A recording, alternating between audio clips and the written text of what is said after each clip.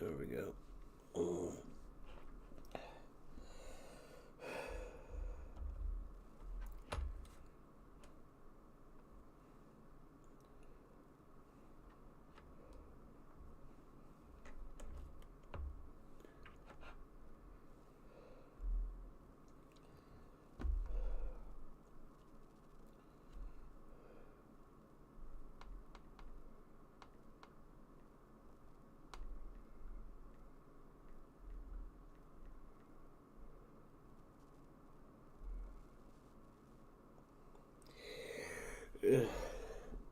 Hello. Oh boy.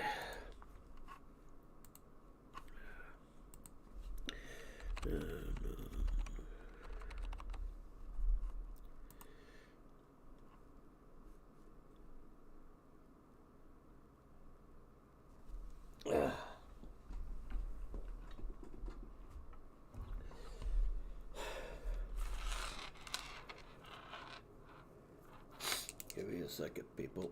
Just gotta make sure everything works fine and stuff. Ugh. I'll be fine, Crossy, no worries. Besides, I want something to do than just sit on my ass all day. Yeah.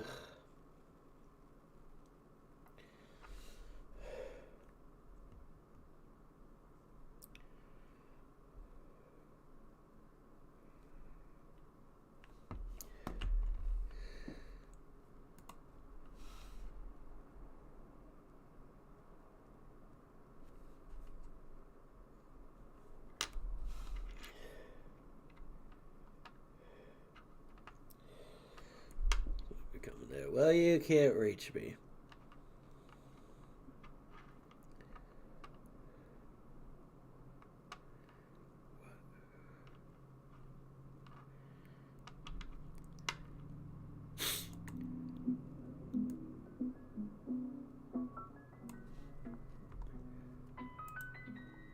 Hopefully these are fine. Ah, piss. God damn it.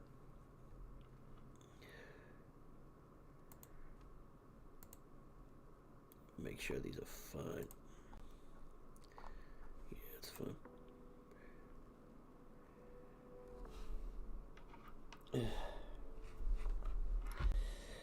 Nope, cuteness can prevent me to go rest.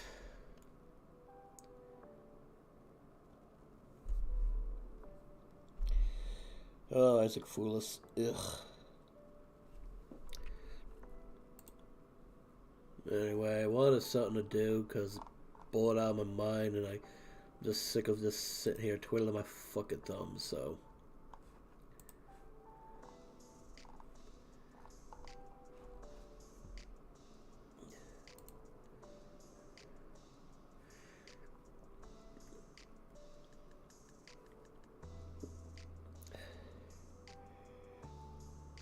Also, hello, Yolanda.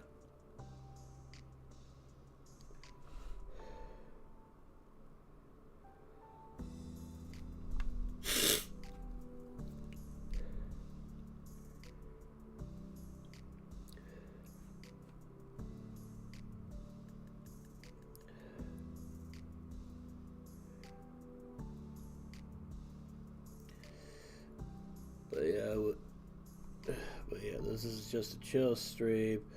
Be hanging out, chatting. Might watch some random vids to pass the time, or I'll switch screens and play a game for you all or some shit. Yeah.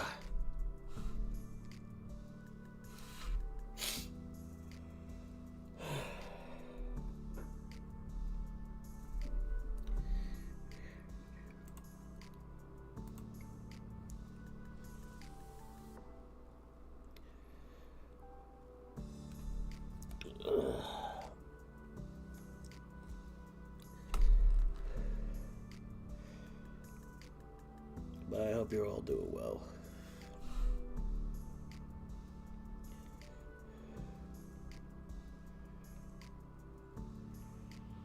Oh, said.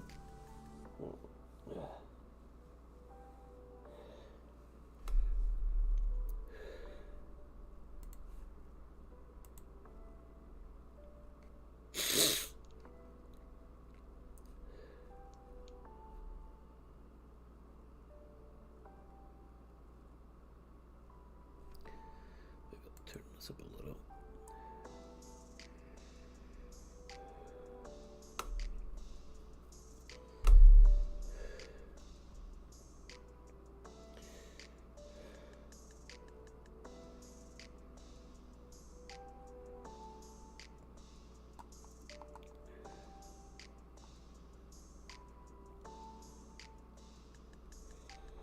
But I hope you're all doing well on this, what, Sunday or something?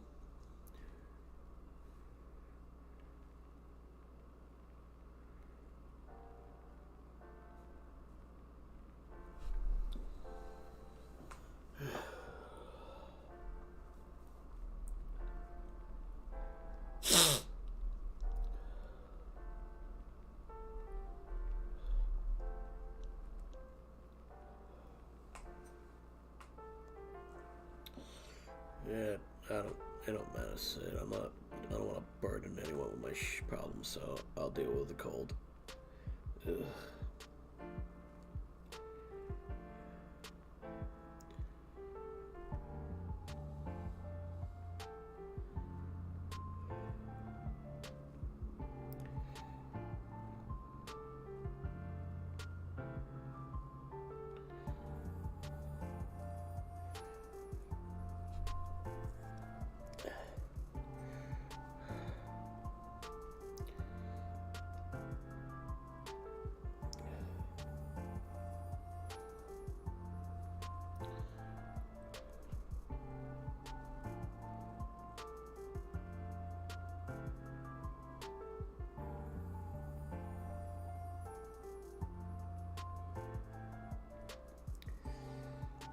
Yeah.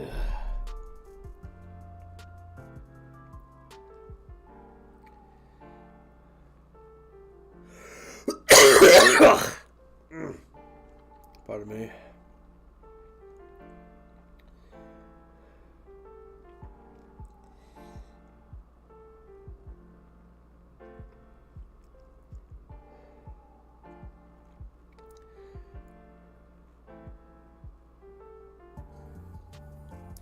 But yeah, as with the music goes on and I think of what we could do, how are you all doing? Let me know. I want to get to know how everyone's doing today. Yeah, it's just some 12 hours of background music, non-copyrighted stuff, so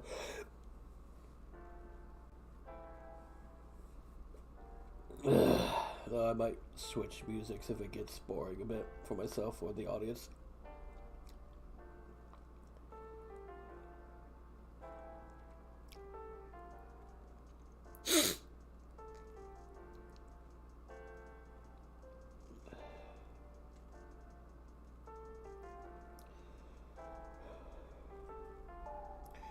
Well, I hope you enjoyed your walk, sir.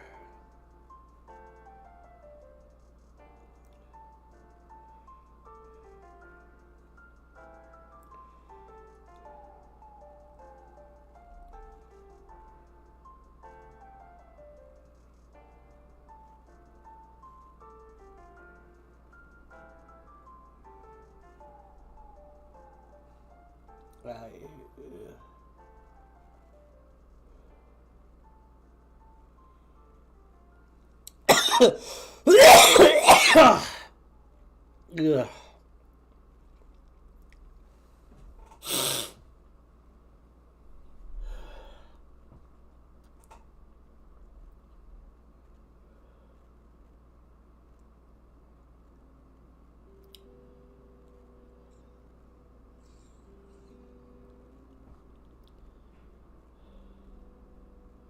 Hello, Golden Bulls. Good afternoon to you. Oh, well, evening, I guess, since it's like 5 o'clock over here.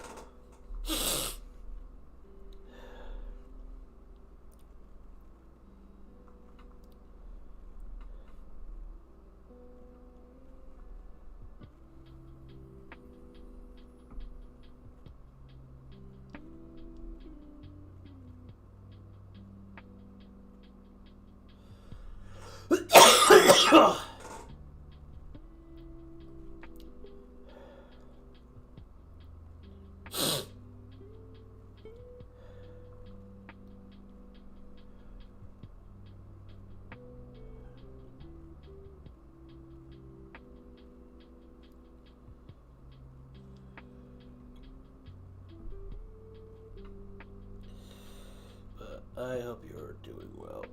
Ugh.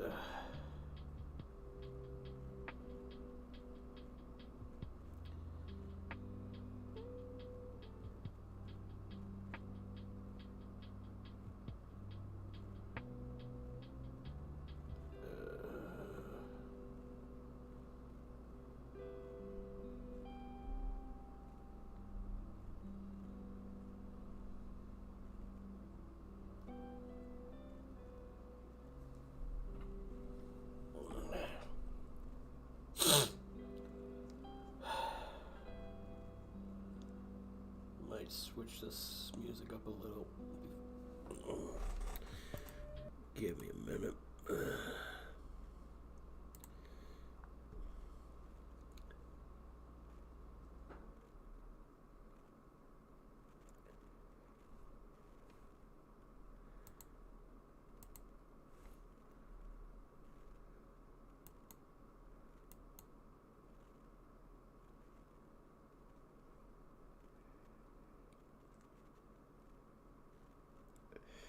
An hour and a half. I'm sorry to hear, Golden. I hope it goes by for you fast so you can get back home.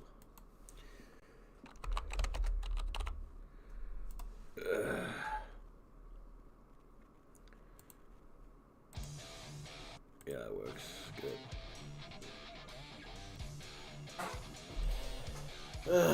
Thanks, Louise.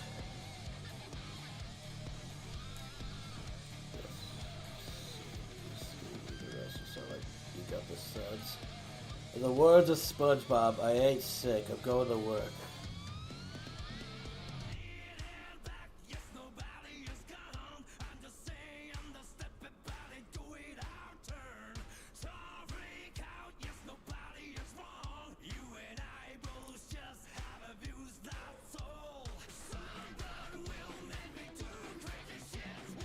The recent vid got 233 views already. I'm glad to hear that. It makes me happy to know people enjoyed it.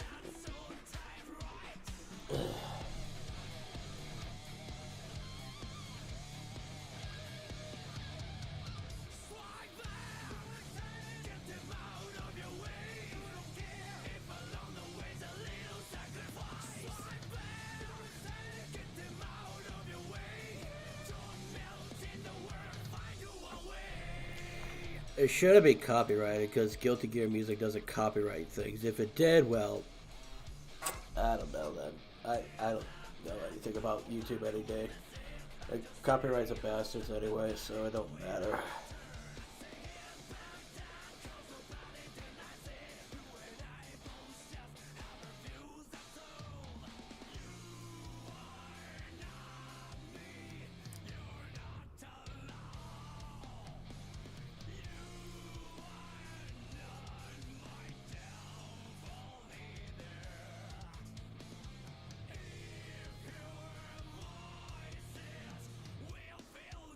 Okay, that's what I thought.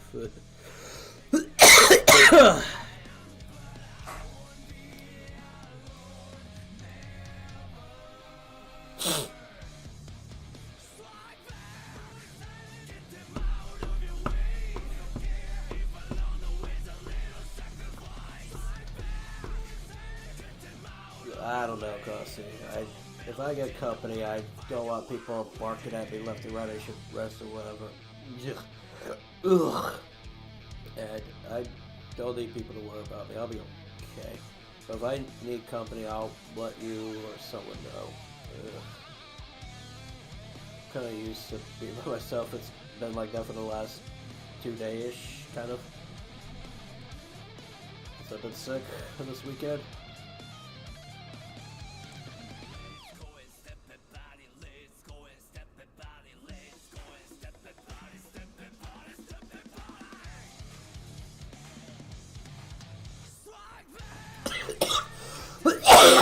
I'll be.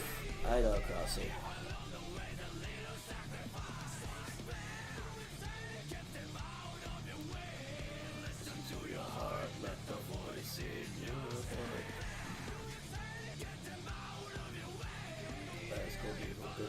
I'm only cold because the world makes me this way. I hate the people that love I hate the people that love me and they hate me. Nice. I'm gonna listen to the cover version of this song real quick. Ugh. Stupid ads. Ugh.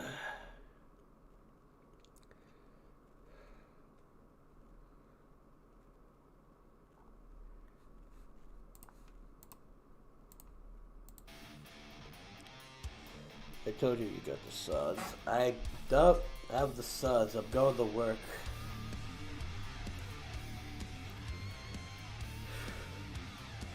Let me crank this up a little.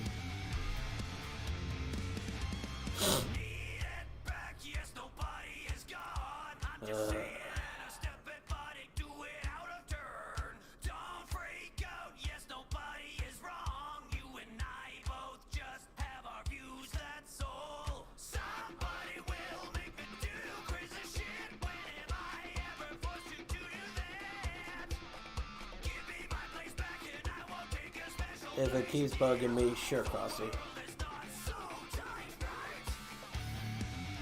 The AMV ideas that flow into my mind when I listen to this song.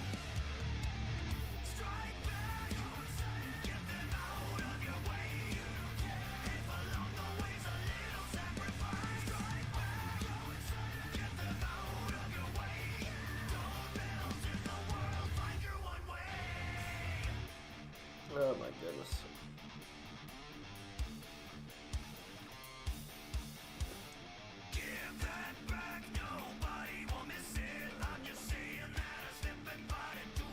What's with the axe, Crossy? Say less. No.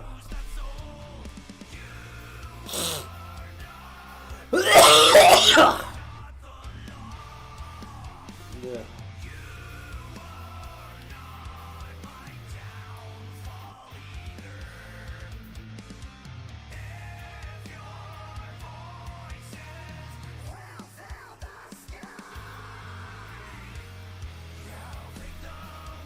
Good luck finding it. The brain's on vacation as I'm sick.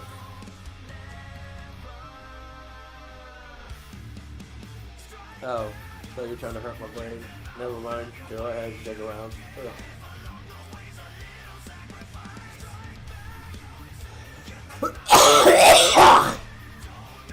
Yeah.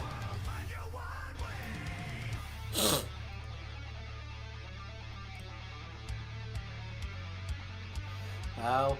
I don't know. Cartoon logic, crossing logic, whatever you want to call it. Just the logic. Yeah, it'll take like that. I would have got the bazooka. Of course you say that. Ugh.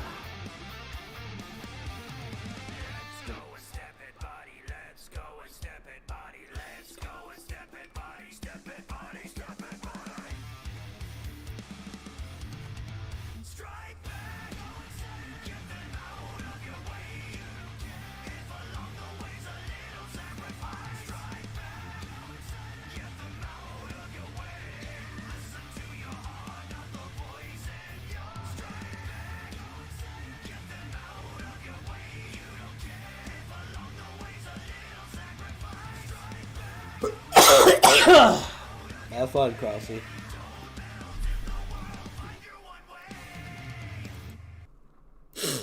Let's play another video game song I like. Where is it? There it is. Love this one.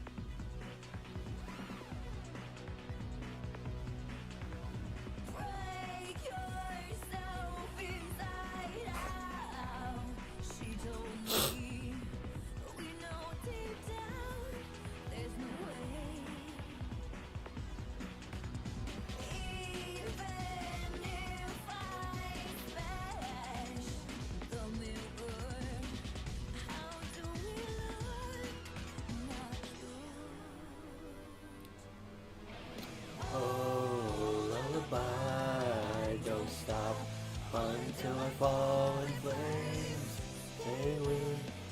Stay with me until the end. Carry on, love the subhuman self.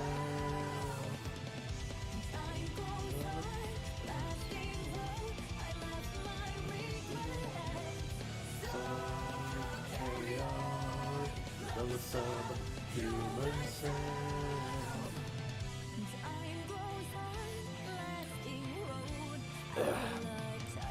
This castle in the background.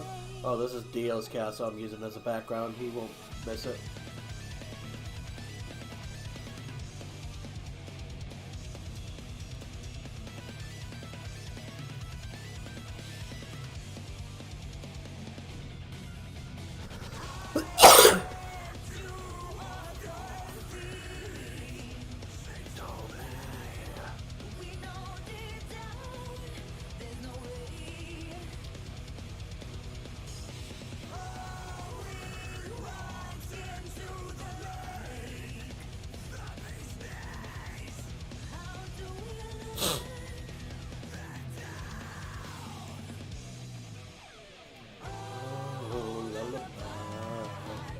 Stop until I fall in flames.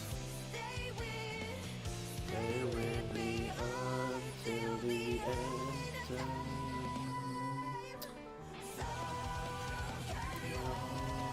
Love the subhuman sound.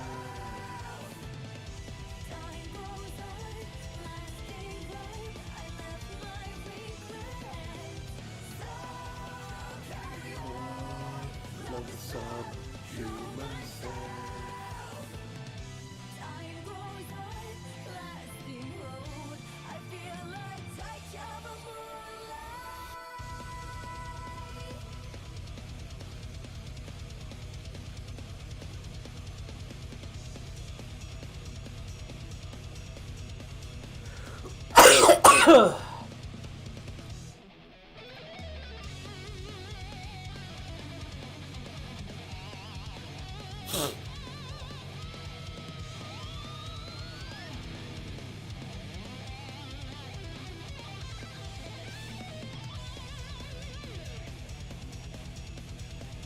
Yeah, he's got his own place in Egypt, so he'll be fine if I use the castle.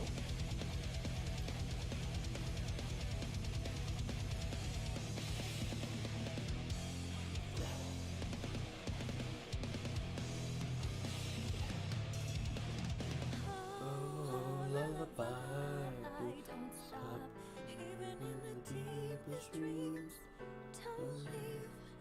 Don't leave me till time stands still.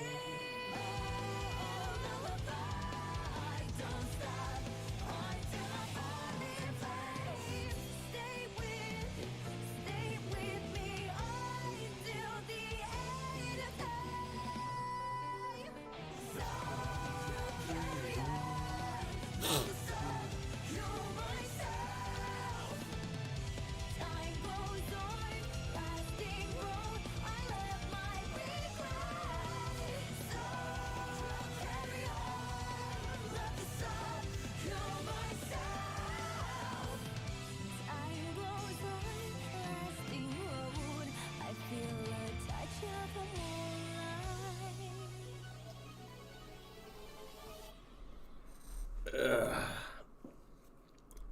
That was nice.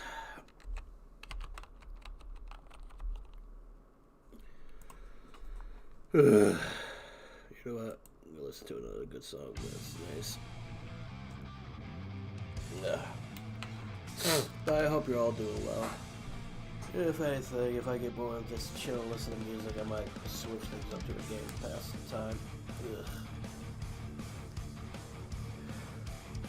Probably stream for like maybe an hour or two or more. But that's how I feel. Everything in this world leads to soul and land. There is nothing wasted about our lives. There's no falling in spring, moon stirring the day. One with Hey, how's it?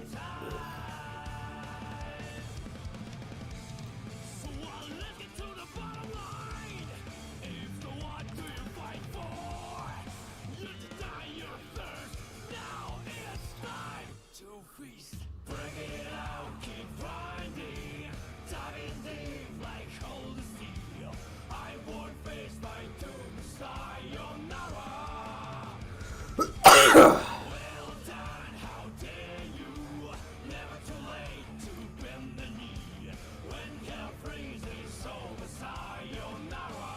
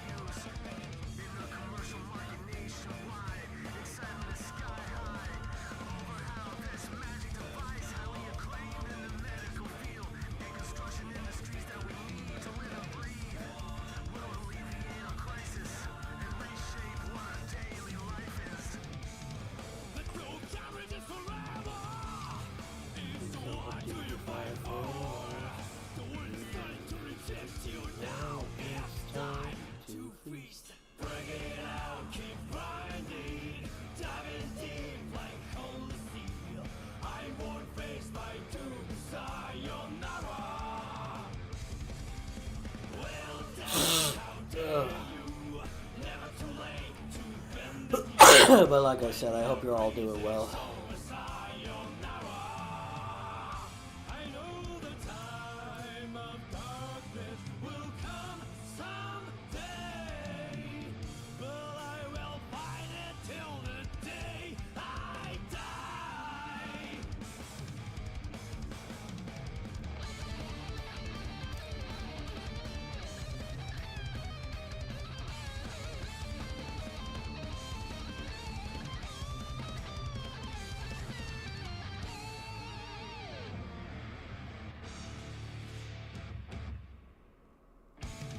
The world decided to reject you.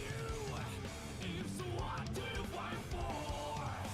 You must know your place. Now It's time to feast. bring it out, keep grinding, diving deep like cold steel. I won't face my doom, sayonara. Well done, how dare you? But how you doing, Haz? I see you in chat. When hell freezes, so sayonara. I know the time of darkness will come someday, but I will fight it till the day I die. Break it out, break it out. I think stream's a bit delayed, but that's what it is. I will not face my doom, sayonara.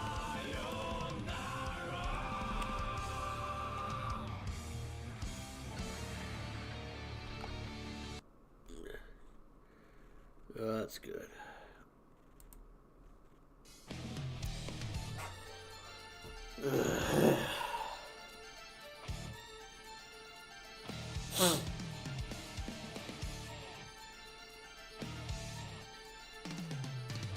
Been mainly chilling and watching Rise of the Shield Hero.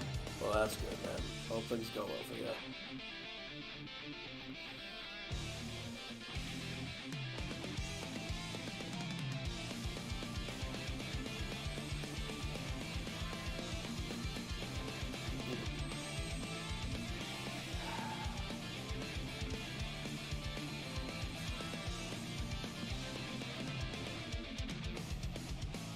Through the darkest sky, thrown before the light, like a crying for the moon.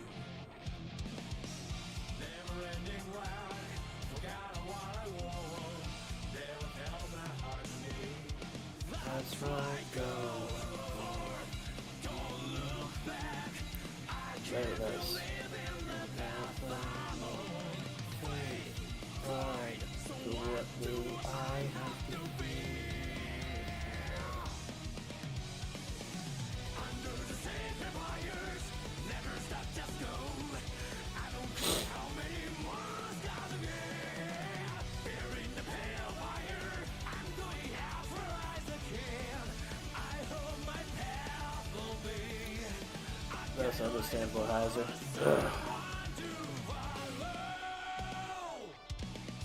The roar of the storm. Ugh.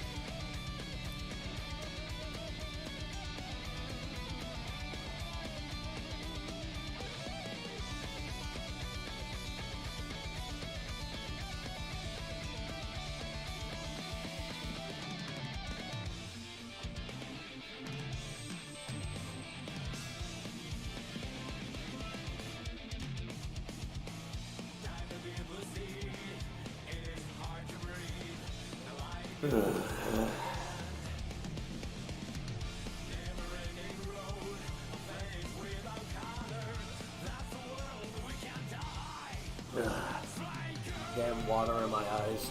Ugh.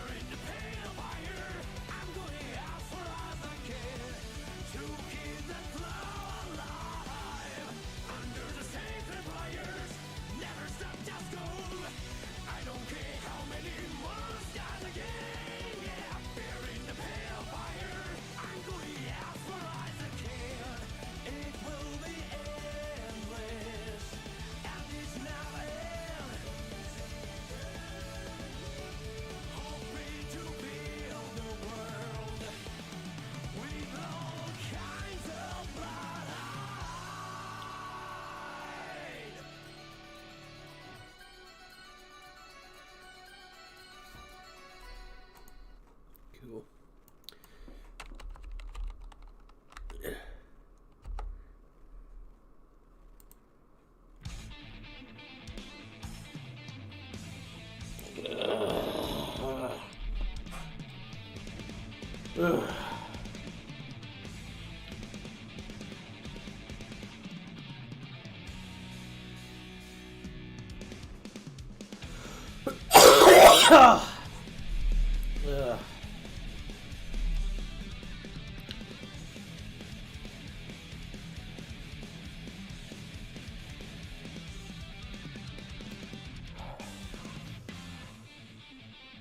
I stopped counting so long ago.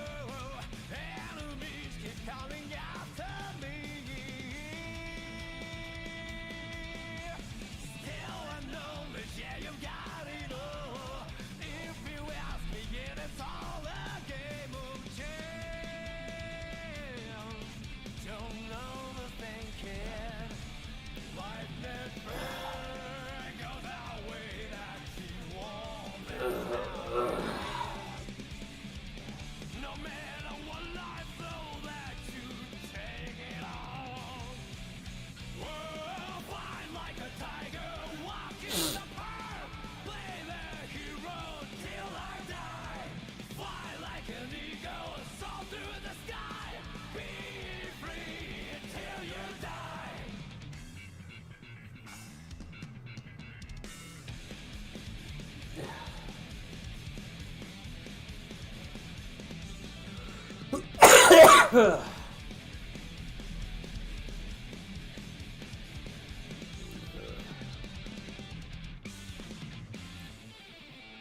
I don't believe in any miracles.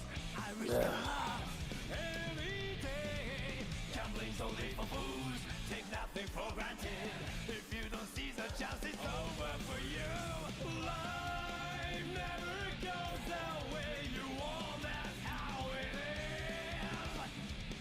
No matter what happens, face it all head on. Whoa, fight like a tiger, walk in the park. Play the hero till I die. Fly like an eagle, soar through the sky. Be free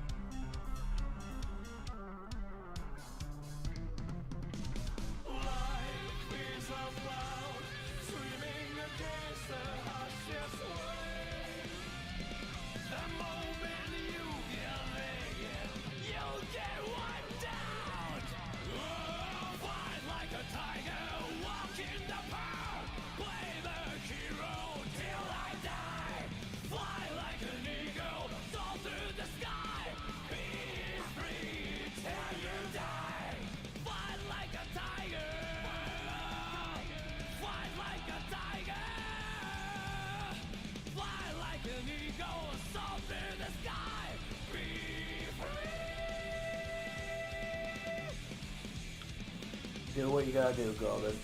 Just have a safe. Hope you enjoy your food and things. Why not play the most memeiest song from the Guilty Gear franchise? Because people love this, especially my friends. Ugh.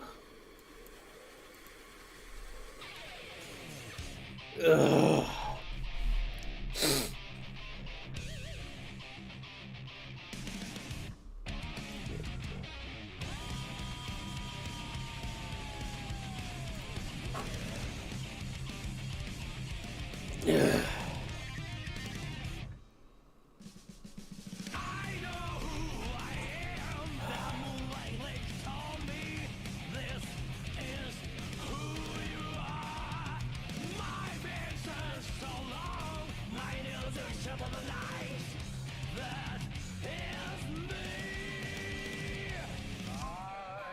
I'm trying, Golden.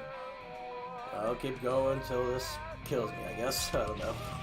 I'll get that shit though. Bullshit blazing, still my heart is blazing. If the world kill me, I don't need a new one under you. Soon you will know. We already know the smell of the game. Oh my goodness.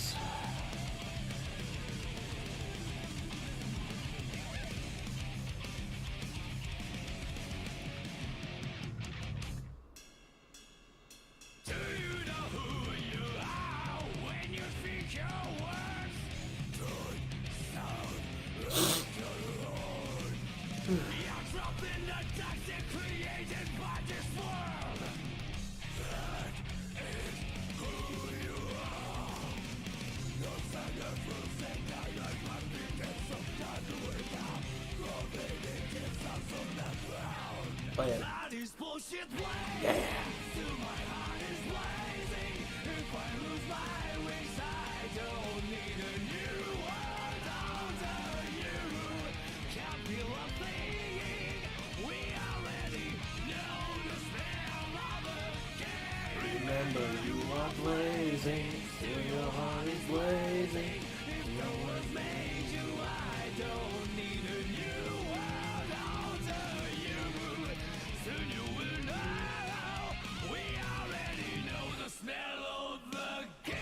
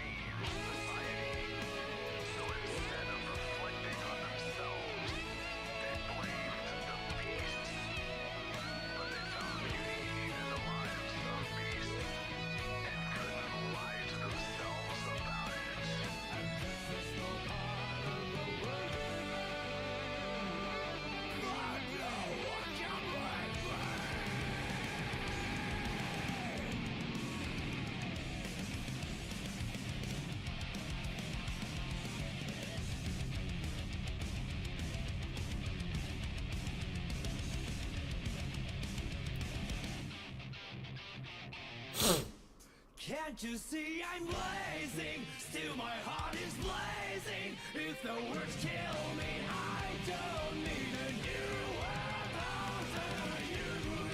My time is my word. Your words will never let me disappear. This bullshit blazing. Still my heart is blazing. If the words kill me, I don't need a new world after you. Soon you will know.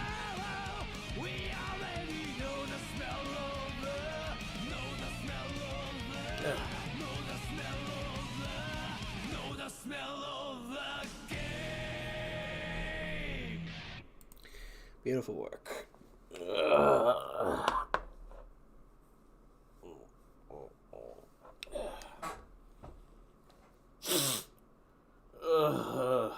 God, my nose.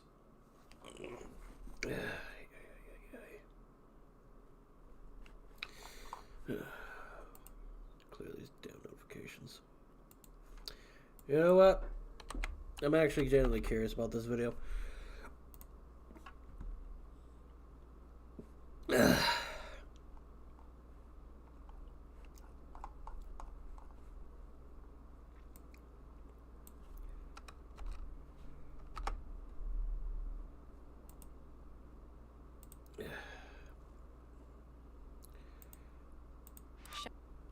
Yeah.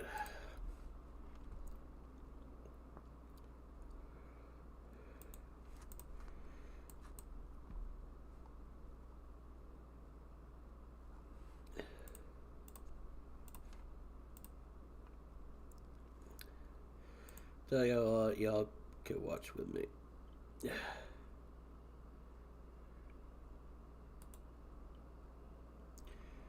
Oh.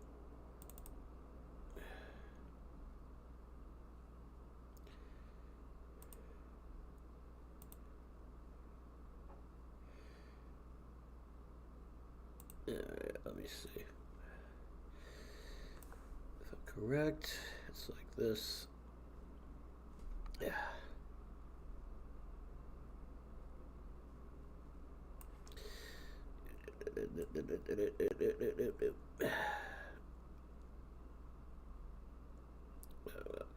But ain't perfect. Oh well. I'm too sick to try. I'm just doing my job at this rate. I wonder, I think she said, oh, no. Alright. Well, gotta make myself disappear for this. So, this YouTube, we're here. Yeet. Yeet. Yeet. Yeet. Makes reviews, talks about what happened to certain games and stuff that kind of went, you know, kablooey.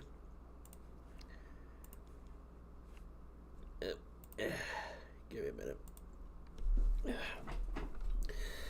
Yeah, I gotta get perfect shit, but people also work with me.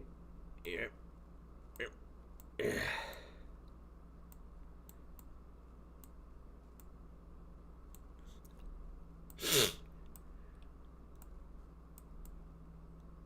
we go. I'm too tired to figure this out. But yeah, I'm just curious about this because he's talking about Asura's Wrath, and if y'all been to my streams, when I play that shit, y'all be curious about it too.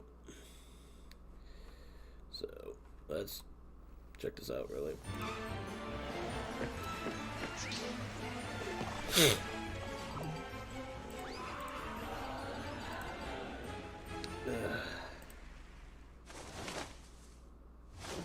Welcome once again to another episode of What Happened, the show where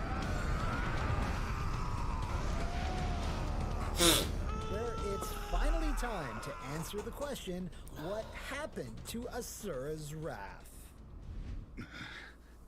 During the 7th generation of console game development, games continued to grow in scope and complexity, and likewise, available staff got stretched thinner and thinner. Like several publishers at the time, Capcom decided to reach out to international studios to work on some of their legendary IPs, and several new ones. In the past, we've spoken a lot about Keiji Inafune and his push to collaborate with those Western studios, but we have yet to touch upon those teams from Capcom's home country.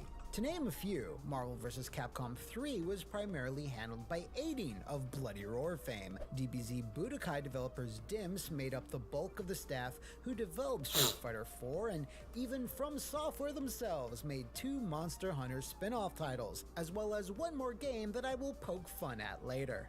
Capcom, therefore, were not strangers to hiring outside help from other Japanese studios if they needed it, and during this time they arguably worked with the most they ever had in their entire history. So it wasn't out of step for them when they also started speaking with CyberConnect 2, who were best known for a number of Naruto games and the Hack series, about making a brand new IP that would leverage the power of 7th gen hardware. $599 US. The project seemed to have begun sometime in 2007 and was to be handled primarily by CyberConnect 2, with Capcom acting strictly as the publisher, and it started off not with a specific hook or gameplay gimmick, but rather an emotion. After mulling around various ideas, they decided to settle on Wrath. Good lord, the fucking Inside Out thing, that was funny. Hang on. Why? After mulling hook or I need gameplay to see that gimmick, but again. rather an emotion. After mulling around Alright. on various ideas, they decided to settle on Wrath. Why is that? Because it was the style at the time.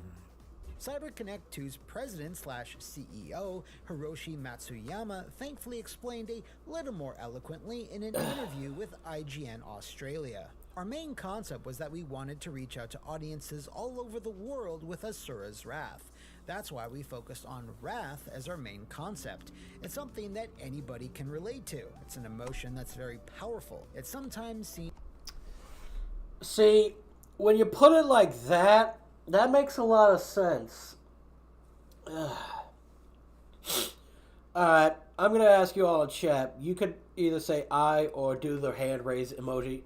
How many of you have a lot of wrath or anger inside your body? Be honest with yourselves. I'm genuinely curious. Like, you don't have to be afraid to admit that. Like, I'm willing to raise my hand. I am emotional, and anger is big. My anger is a big one of them. Ugh.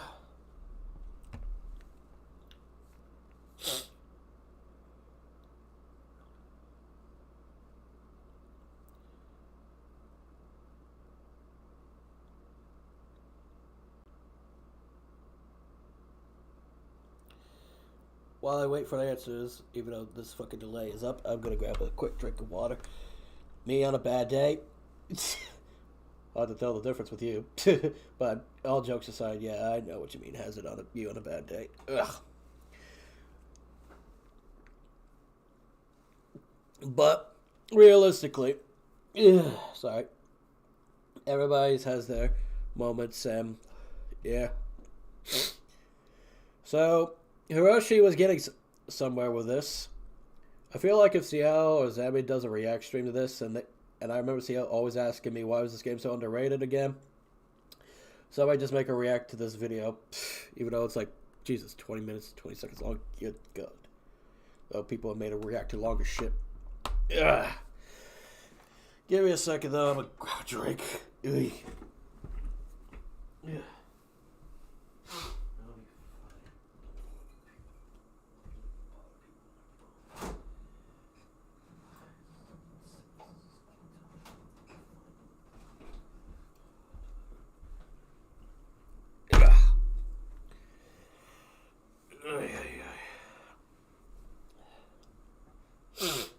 Oh yeah, I'm back. We'll play the thing in a minute, but let's just continue. Seen as negative, but it can be a driving force that helps you overcome any obstacle.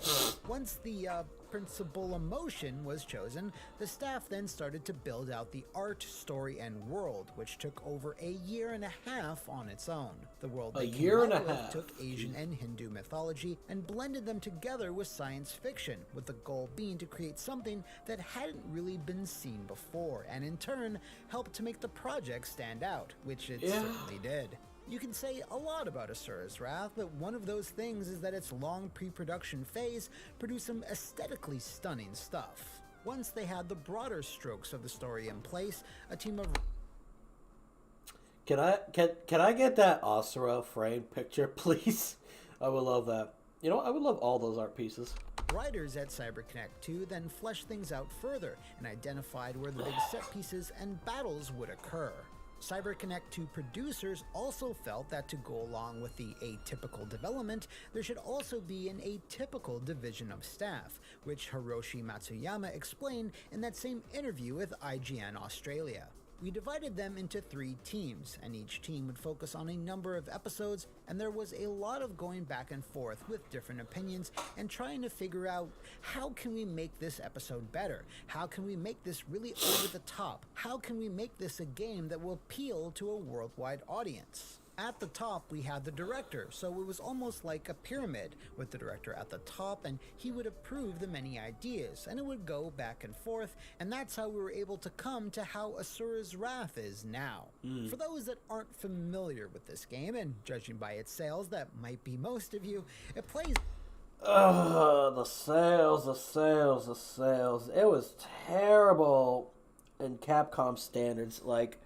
so bad. It was, the sales were so bad. Only a total of 180,000,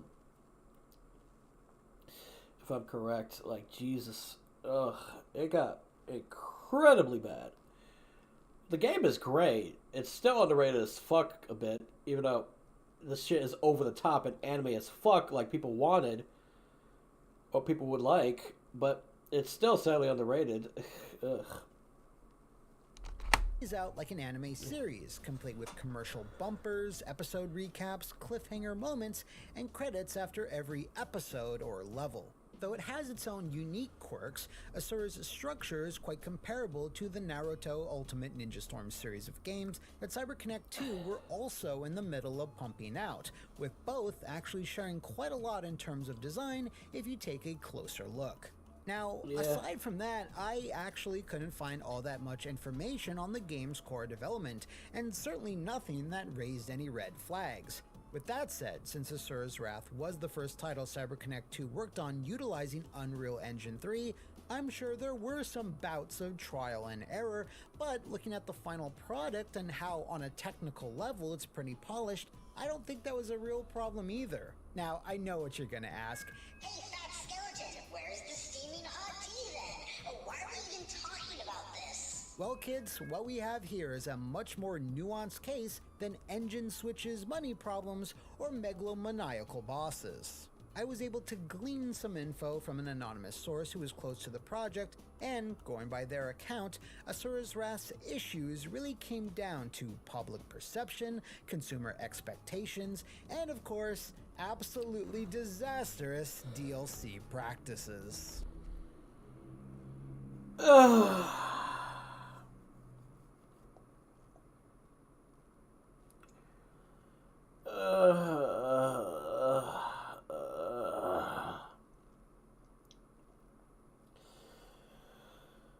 Where do I even begin on this rant?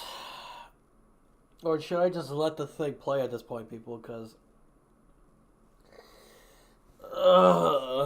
there were so many bad choices they went with on this one, senseis.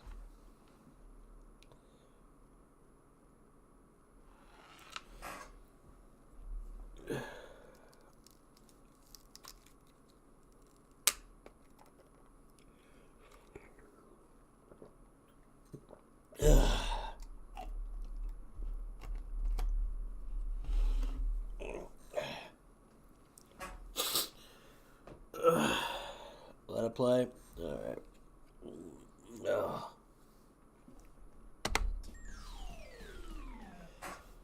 Ah, piss. Give me a minute. Fucking ads. Ah.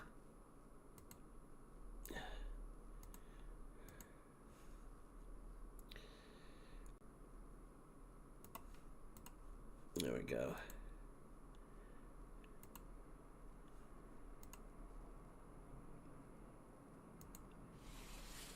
Asura's Wrath's first teaser trailer from TGS 2010 was brief, Let me make sure it's still on there. Yep, good. but certainly made an impression.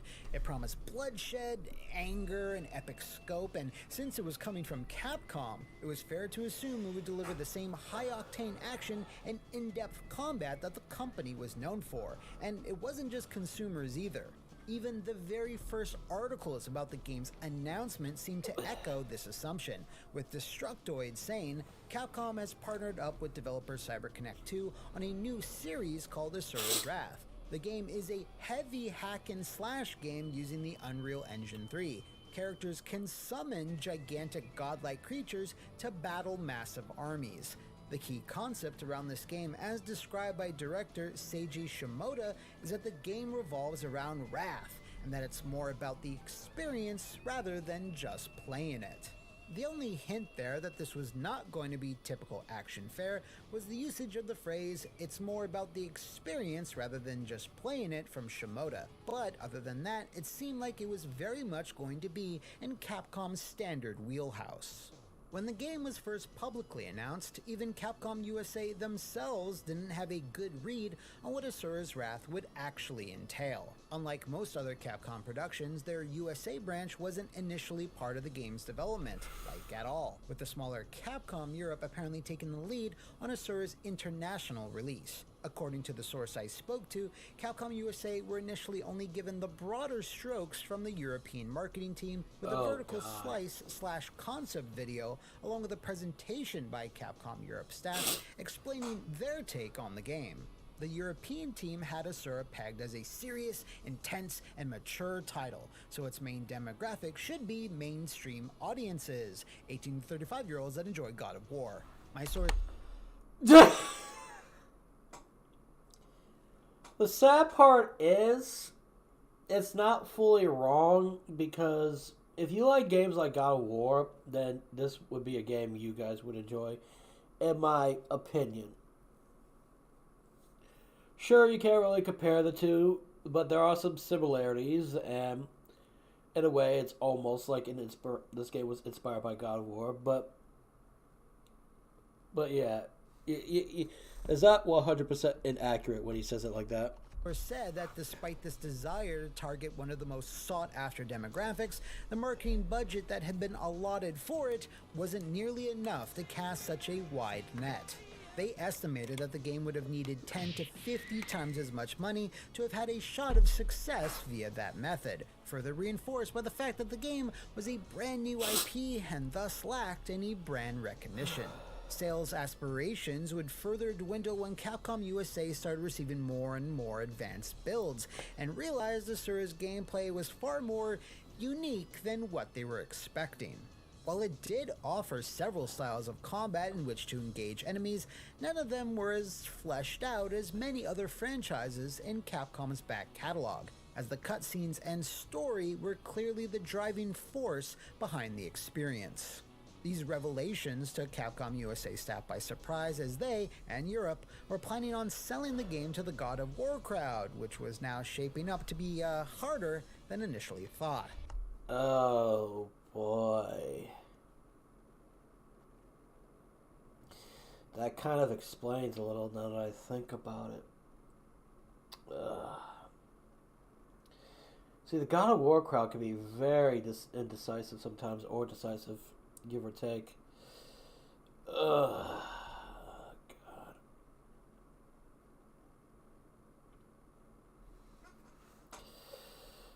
Sweet Miss Molly, shoot. Oh my goodness.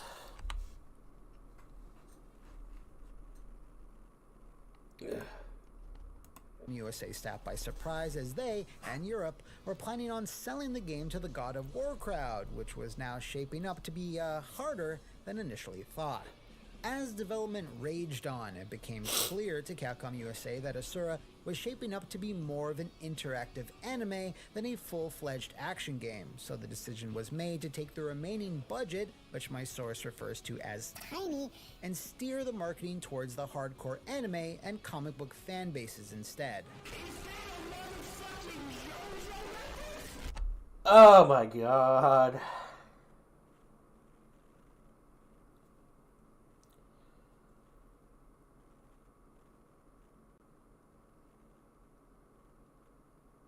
I got nothing to say to that. Also, Kiss Anime, Jesus Christ.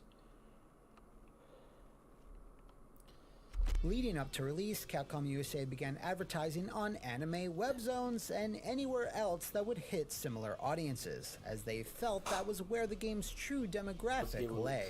With an 11th hour marketing pivot and a rapidly shrinking budget, Capcom USA had to find more outside the box approaches to getting the word out that Asura and his wrath were coming. If you were a frequent member of Capcom Unity back in the day, you might recall the Asura's Wrath Rage Cage. This was a physical booth that was set up during trade shows throughout 2011, where you could vent your frustrations out by screaming to your heart's content. And if you reached a certain volume level, you'd snag an Asura headband.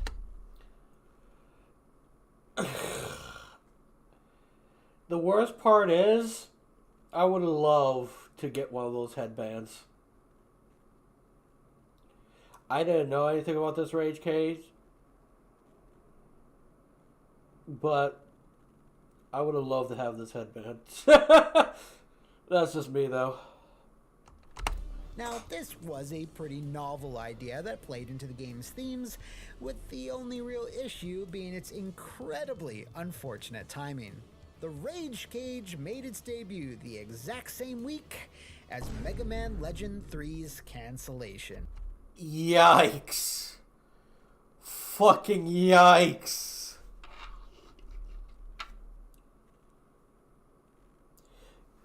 Yeah, he just recently released this 1 day ago. If you want Crossy, after I watch it myself with the audience, I could have you come in here and you can watch it for yourself. How much is it on the internet? I doubt anyone's selling it.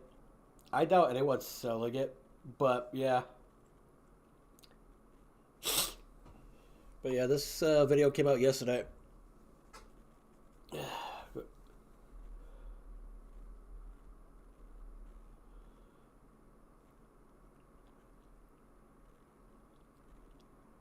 So you can get your thoughts and opinion across me, but yeah. Yep. The Rage Cage the same day as Mega Man Legends 3 official cancellation. Jesus Christ. Justin, did you do something that made peeps talk more about Asura's Wrath? Your guess would be as good as mine, Crossy. I doubted it. I doubt it was me. But if someone mentions me, or if I appear in a video somewhere about it, yeah. But I'm pretty sure there's other YouTubers who inspired this type of thing. I know Matt McMuscles played Asura's Wrath, and oh boy, he had a lot of talk about when he was playing the game, trust me. But yeah. You can only imagine what the comment section at Capcom Unity was like. So as tense as things were between Capcom and their fans at that time, more surprises were coming, as the publisher had yet to reveal the thing that would go on to damage the reputation of a number of their releases during the late 7th Gen era. Some of the most baffling, ill-advised DLC plans ever devised by man. Well, we made... Hang on. I want to make sure I saw and heard that correctly. I want to be sure I'm not seeing things.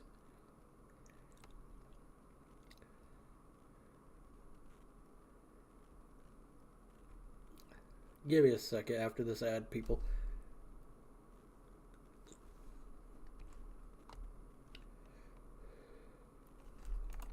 Alright, let me see this. What if we made them pay for the ending? I'm not even gonna get. I'm not even gonna get started on that. I'm just not gonna even put my toe on that one.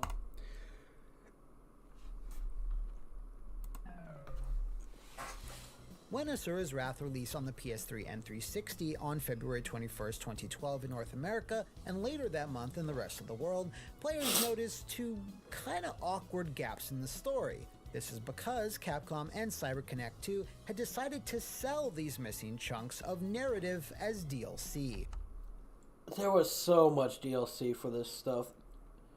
And from what I remembered, I heard a rumor how most people wanted to use this DLC as like a sequel or some shit. Or for this, but yeah. They're not crucial, but in an era of growing DLC cynicism, it also wasn't the best look. Something far more egregious was the game's ending, or lack thereof. Once you clear Episode 18, you're informed that you need to unlock true Episode 18 by completing certain gameplay conditions. Once you've done that, you have to beat the entirety of Episode 18 again, which is almost identical save for a few snippets and a completely new final boss. The game then just abruptly ends with a title card explaining that the anger still remains, which was essentially telling players that this was not the definitive conclusion to Asura's very wrathful tale. This true ending, in fact, would be coming later, and unbeknownst to the public at the time, would not be free. Players would first have to wait for the pre-planned deal. I forgot about this!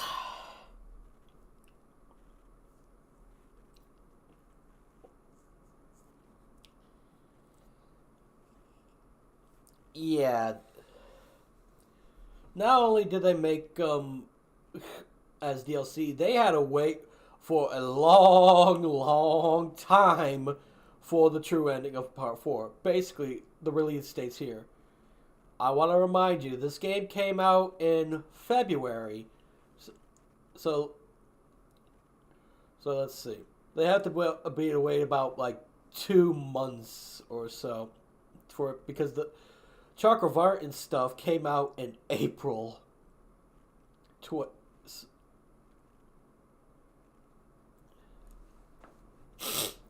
And for the Ryu Akuba DLC, that came out in May.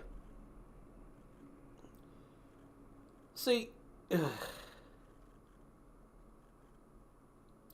I love the DLCs. I just hate how I had to pay for them to use the stories.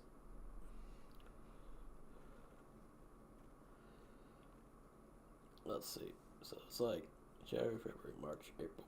So yeah, if you have to wait 2 months for the Chakravartin thing or Nirvana story, which is, yeah, that kind of. DLC rollout to occur, which kicked off or down with the 2 missing middle chapters, with the first launching on March 27th, a full month after the game's initial debut. This was episode 11.5, Forging Ahead, followed by episode 15.5, Defiance, a week later, with both costing players $1.99 each for roughly 12 minutes of gameplay. You might have missed the quotation marks in my voice around the word gameplay, but believe me, they're there.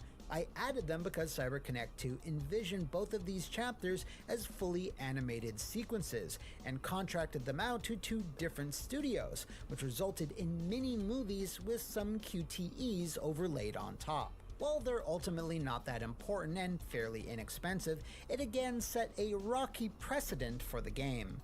Players then had to wait another full month until April 24th for the true ending to be made available, but its format was handled slightly differently, and some would say far worse. Chapter 4, Nirvana, was a bundle consisting of 4 episodes that cost an additional $6.99.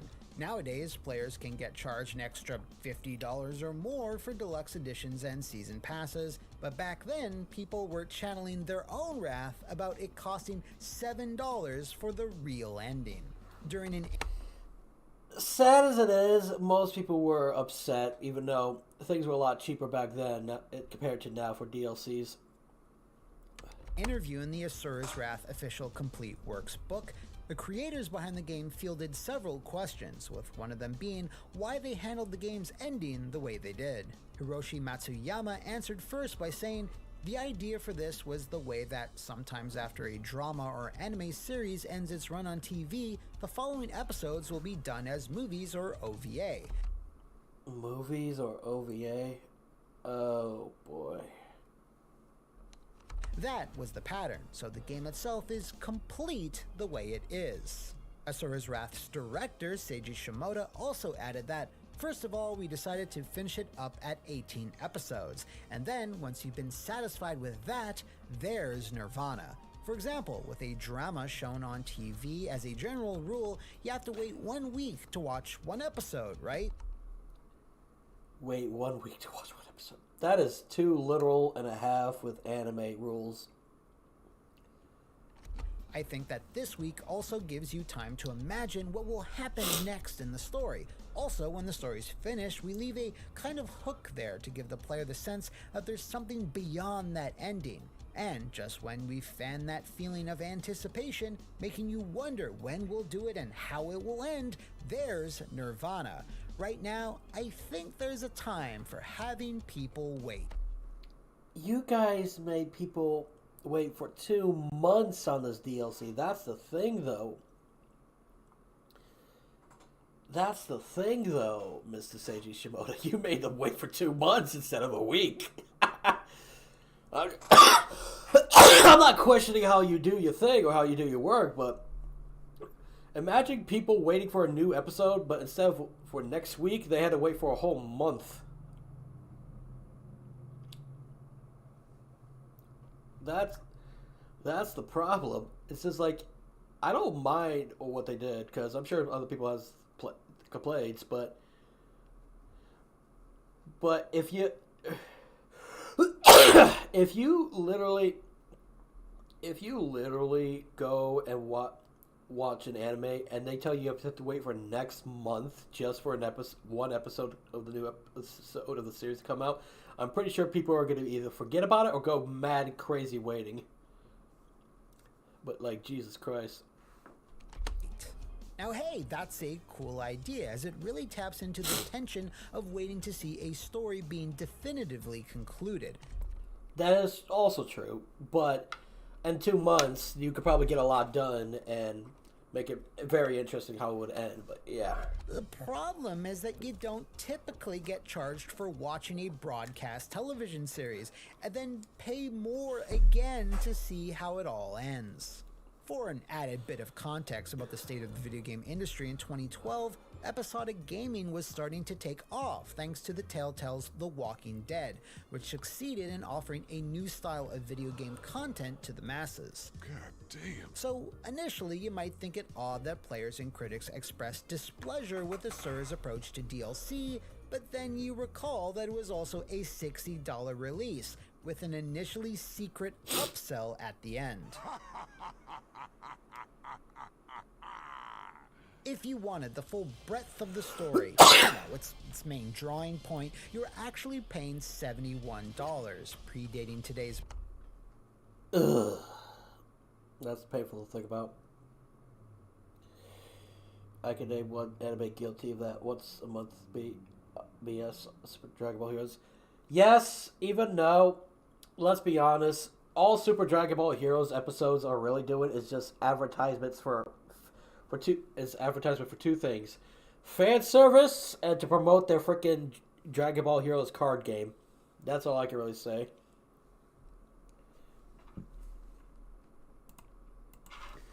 Modern AAA prices by more than a decade. To many, however, Wait, it was repeat understood that? modern AAA point, you're actually paying full breadth of the story. Its main drawing point, you're actually paying $71, predating today's modern AAA prices by more than a decade. Christ almighty. To many, however, it was understandably more the principle of the thing, hiding that a sizable chunk of story content was being intentionally left out of the main package. But wait, there's more! We can't forget the Street Fighter crossover DLC, which amounted to 2 insane drag-out battles against Ryu and Akuma that were made available by mid-May, cost $1.99 each, and admittedly were amazing. While these non-canon extra fights absolutely made sense to include as post-launch DLC, a good percentage of gamers and critics did not take kindly that a full-price title's ending was locked behind a paywall, and it really didn't help matters that this was happening around the exact same time as another, arguably even worse Capcom DLC fiasco. Ah, crap. Which, if you saw my Cross-Tekken episode, contained DLC plans that Capcom USA actively fought against. And lost. The backlash Jesus. behind this DLC strategy, the game's general mixed critical reception, and the fact that retail stores were hesitant to stock it on shelves meant Asura's Wrath wound up being one of the lowest performing Capcom games of that year, if not the lowest. Oh wait, that's actually not accurate at all. I was about to say, it's not the lowest. It's probably one of the lowest. Asura's first week NPD sales painted a grim picture, as across both the PS3 and 360, it only shifted 36,000 copies. That's incredibly low. Just narrowly beating out that month's other financial dud, EA's reboot of Syndicate. It should be noted that Asura did release in the last week of February, so it most likely sold more than that in March, but it didn't crack the top 10 of NPD sales in either month, so, yeah. In Japan, where it should have done much better, it only did marginally better, just a smidge above 36,000 copies in its first week, eventually racking up 65,000 units total. Holy, For a project 65,000, that that's was in still bad, development though. for approximately 5 years, it can't be understated how dire these numbers truly are. Since then, there has been nary even the vaguest hint of a sequel, port, or remaster from either Capcom or CyberConnect 2, as the two companies never collaborated again.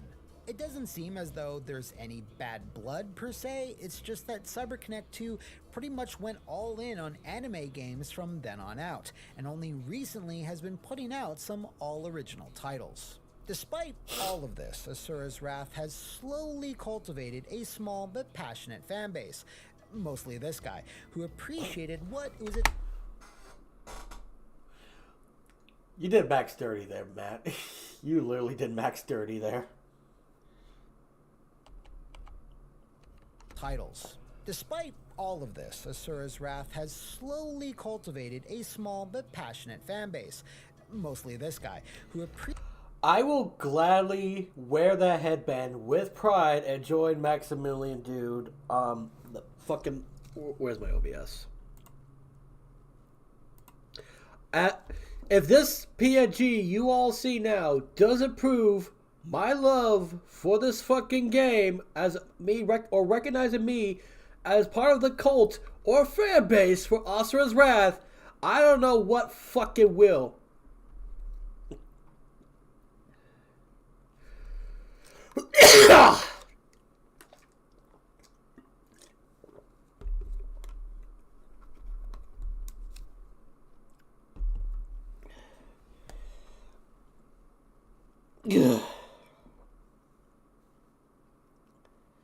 But yeah.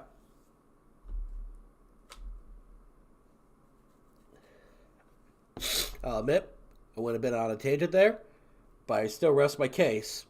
I'm part of that cult a little. I will gladly join if there is a cult. I'll join Maximilian Dude's Court, or I'll start my own cult. Forget Cult of the Lamb, make Cult of Asura's Wrath. There you go. Ugh, I'm sick.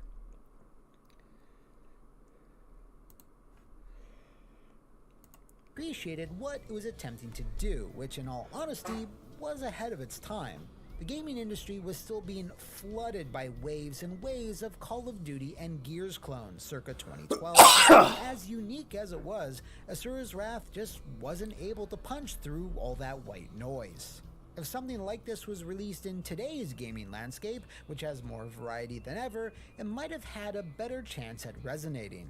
If you're curious, you can still download and play Asura's Wrath on the newest, fanciest Xboxes, where you can regularly get it on deep discount.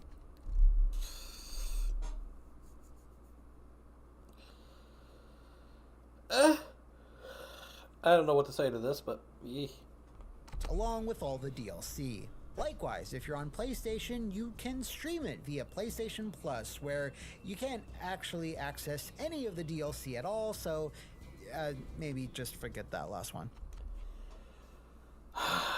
This annoys me. Why give us an option for on the newer gen consoles of PlayStation 5 or other things like that if we can't even access the DLC that we all want to love and enjoy? Literally, I have two things I can use to do this on. You're better if you want this game for yourself. I'll give my speech after. Finally, if you consider yourself a fan of Asura's Wrath, Darkstalkers, or Power Stone, I do have good news. Capcom has got you covered with a variety of costumes representing those series in Street Fighter V. If you know of any other regrettable rage-powered projects that burn brightly and briefly, let me know in the comments below or over on my Twitter. See you next time, and thanks for watching!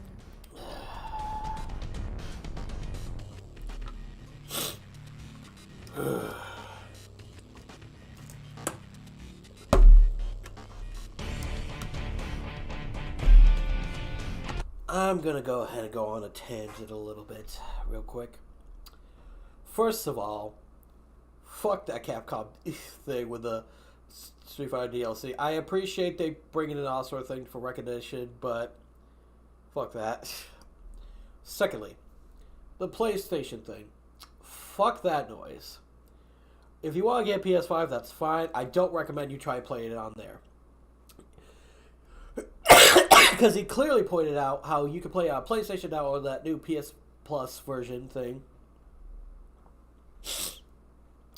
Oh, Jamal Dragonfoot. Fuck the PlayStation 5 thing, really. If you can play Asura's Wrath on a good, but what's the point of it if we can't even get the DLC out of it? That's what irks me, alright? That's what fucking irks me.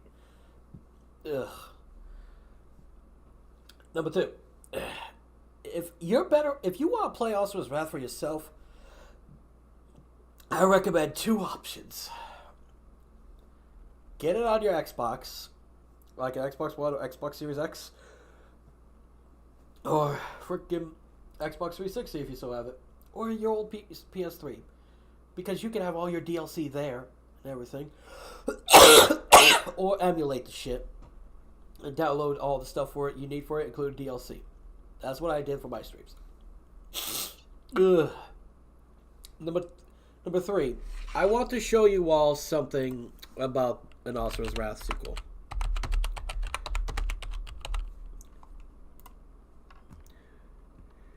Here we go.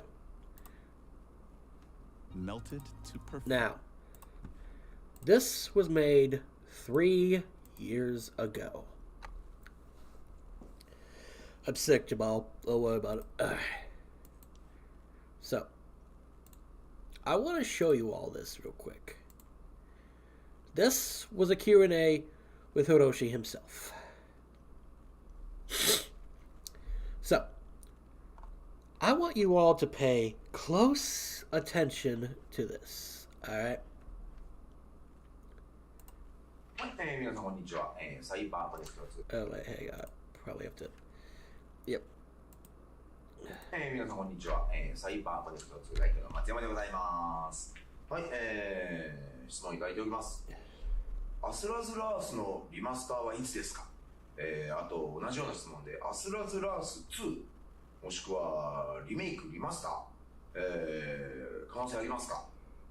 まあ実はこれもね、特に海外の、アメリカやヨーロッパのお客様からいただく、ご要望だったりご質問でもあるんですけども、今のところその予定はございません。で、アスラズラースの、まあ、リマスターね、あれ PS3 と、Xbox360 だったので、まあ、もちろん PS4 でなんなら DLC 全部入れて、なんかこうリマスターで出てくれると嬉しいなって、我々もそう思ってます。で、今のところ予定はもちろんないですし、リクエストは、ぜひパブリッシャーであるカプコンさんへ、皆さんリクエスト、していただきたいなと思います。我々はもちろんアスラズラース自分たちで作ったタイトルですし大好きですし、それをね好きで応援してくれているお客様が世界中にいることはもちろん分かってますので、もちろん我々だけでは、進めることもできない話なのでぜひ、カプコンに、応援の、お便りを、送ってください。 There you go. There's your answers for a frickin' sequel on this shit. Ugh, I feel sick. back to the music here. Well, if you want it, it's gotta be with Capcom and shit.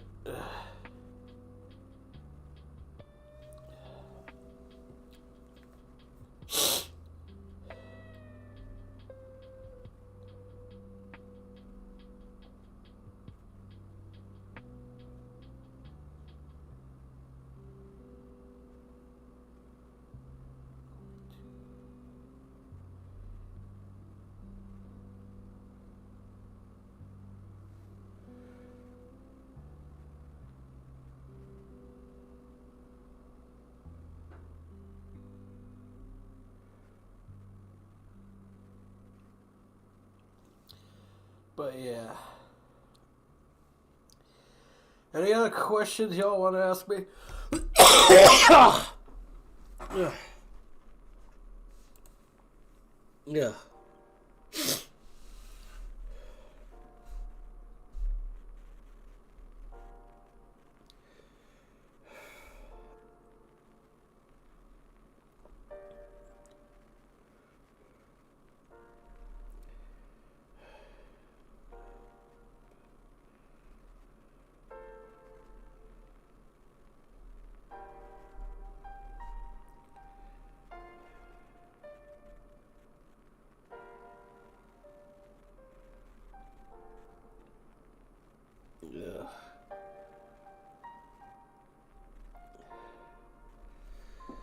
But yeah.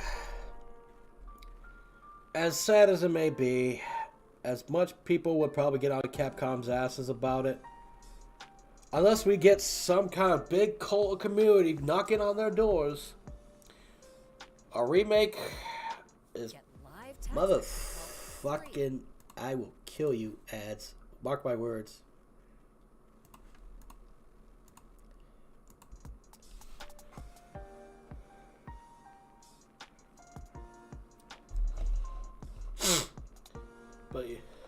But yeah, remake or a sequel is probably within our grasp, but too far away. Too fucking far away.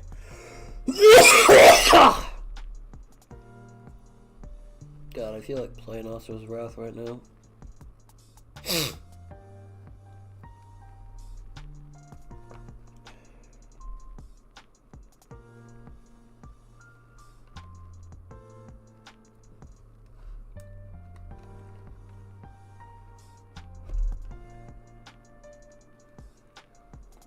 Yeah.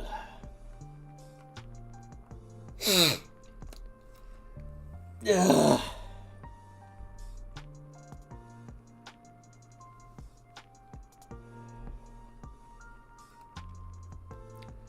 But yeah, hopefully y'all got any more questions to ask me or some shit, cause yeah.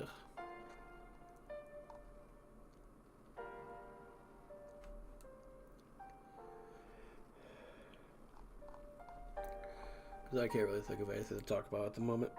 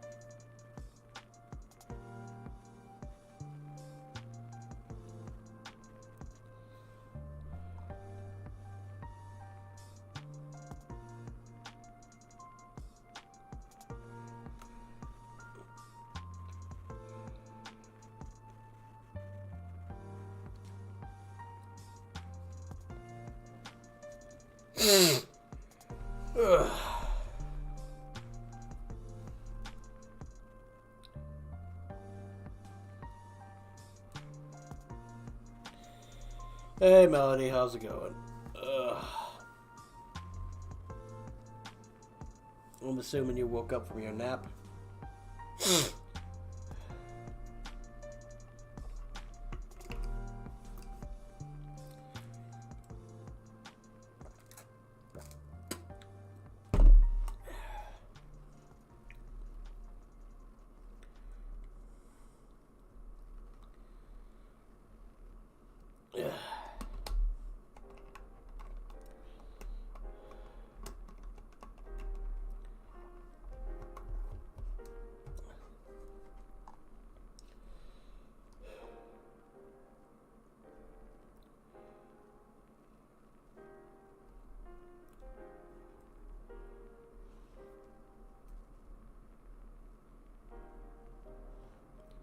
That's good. I hope you have fun on GoldenEye. You deserve the fun.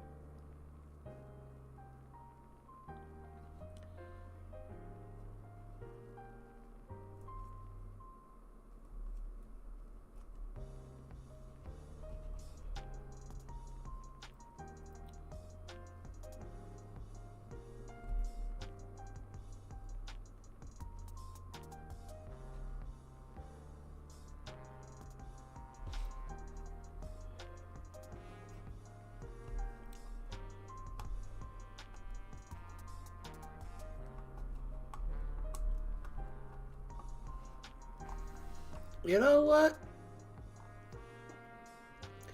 Crossy, Hazard, you two still in chat? I just wanted to ask.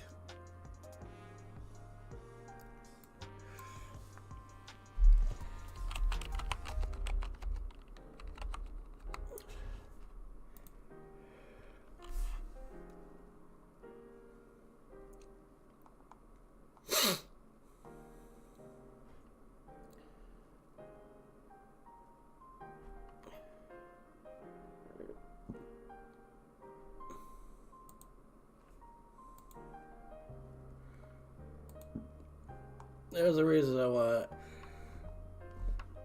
to show you this cool fan animation thing real quick. Just been lurking and listening. Yeah, I get you.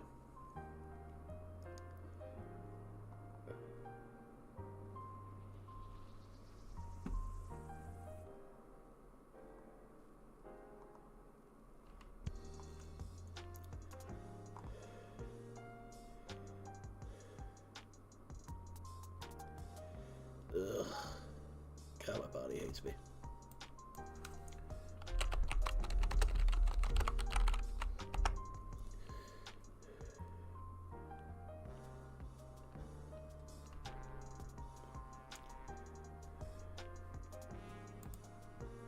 This is it. Yeah.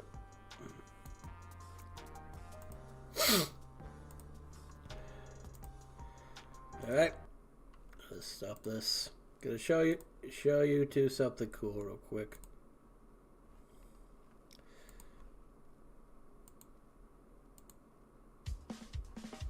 This is made by the Theobald the Boom, who made some cool animations and stuff. And one of my current favorite fan mangas he made, which is Dragon Ball Wrath.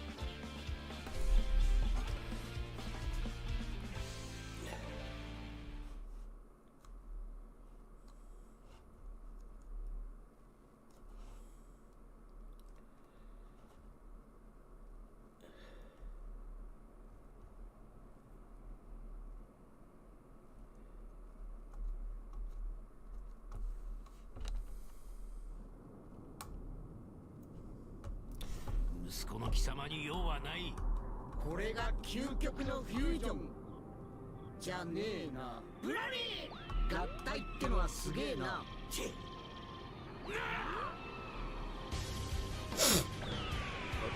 は常に全力。ブラリーベジット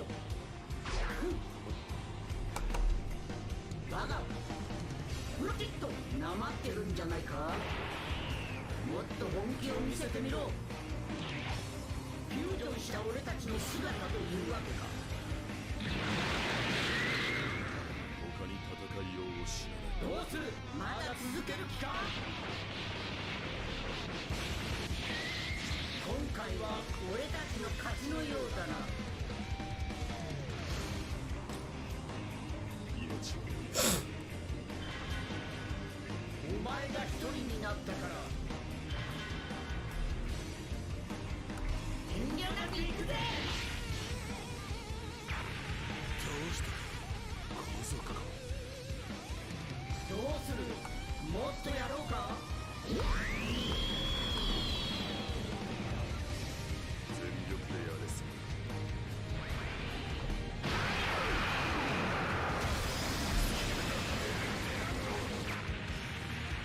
危ないとこだったな。俺に出させてくれよ。これ以上はこの先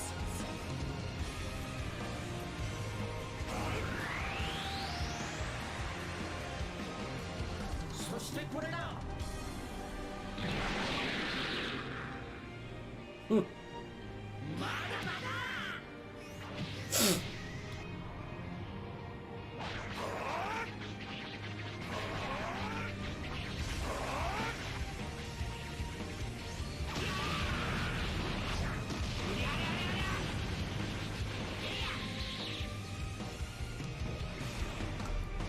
そう。ギルドの仲間はみんな家族だから。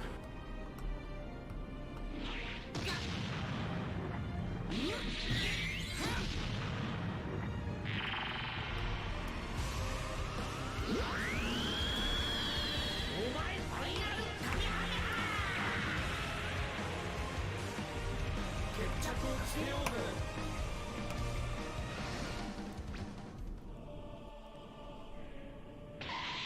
大影はある場所としか言わなかっ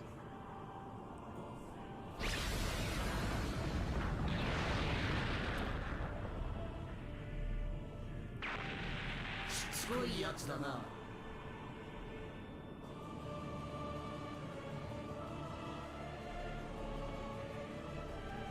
まだか。あとは周りがうまくフォローしてくれるだろう。ついてくれるとはな。見えているか。規制が高い悪魔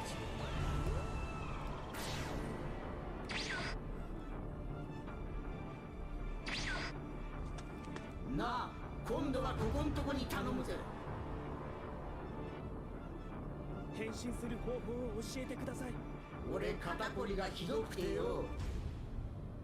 どうやらお前は天にも見放されたようだな。今度はお前にも見えるように。子供じゃありませんから。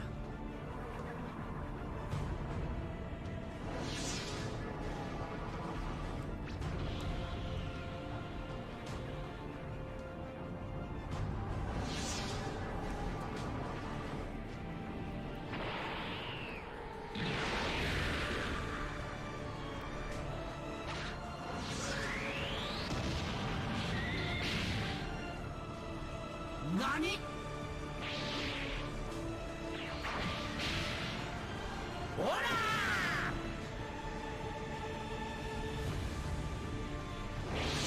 無駄なんだよ。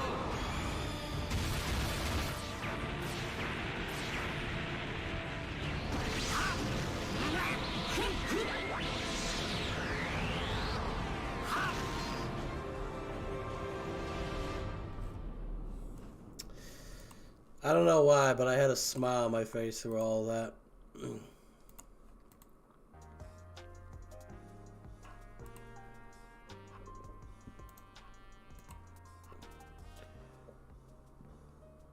Yeah.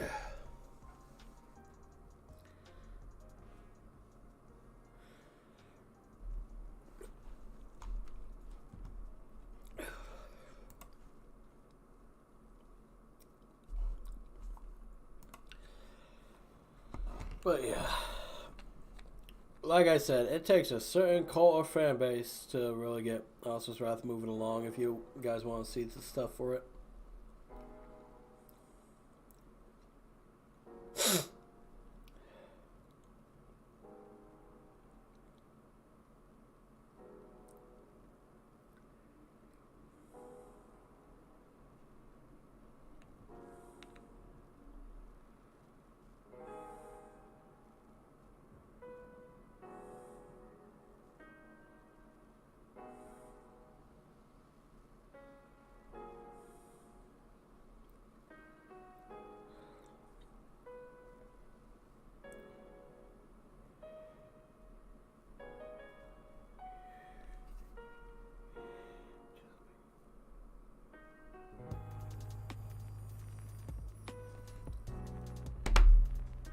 That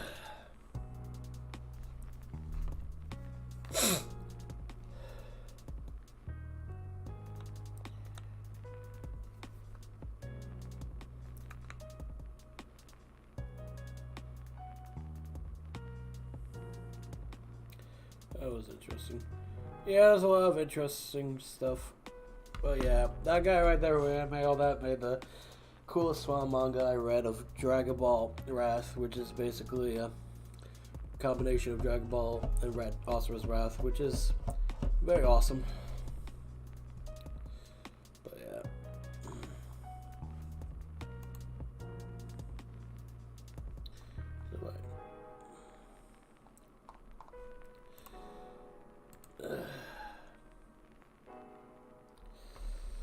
So, I almost feel like playing Asura's Wrath now, but I don't know.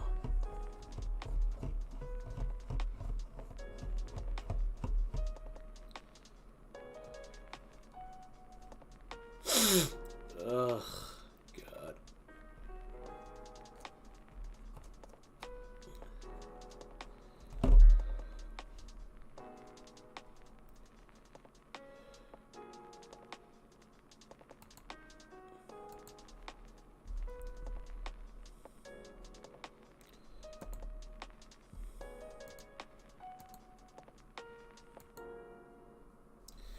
Only a few people, looks like a lot of people left.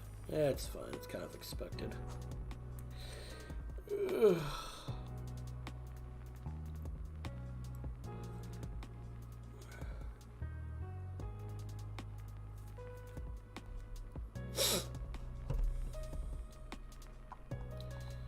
If anything, I'm enjoying the music and the peace and quiet serenity.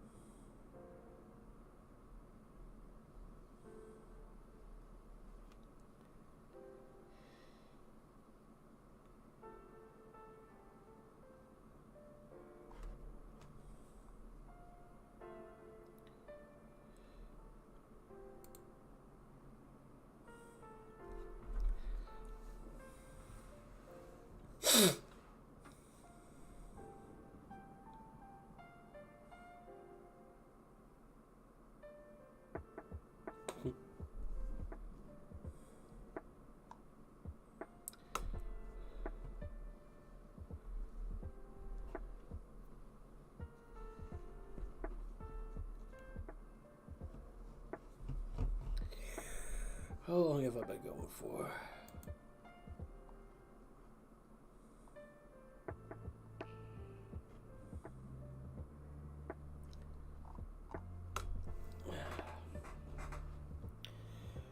But yeah. Little rant tangent and stuff with Asura's Wrath and stuff, and thanks to Matt McMuscles even enlightening me on a few things. That was very interesting.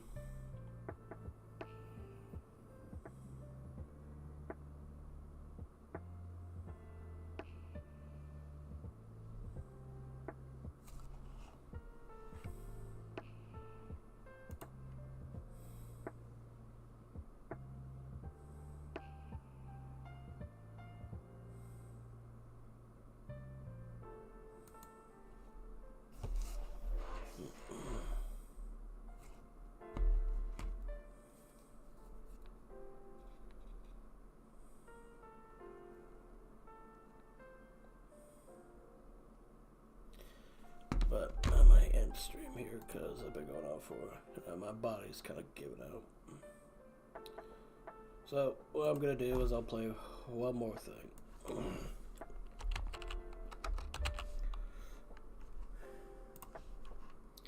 Just for the funny ha-has.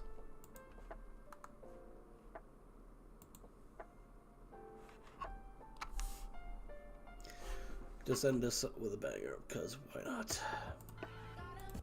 Oh, stupid ad.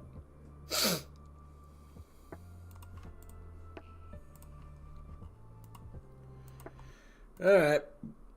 We're ending it off with the Mall's World video. To like this shit real quick. This video is very entertaining to me.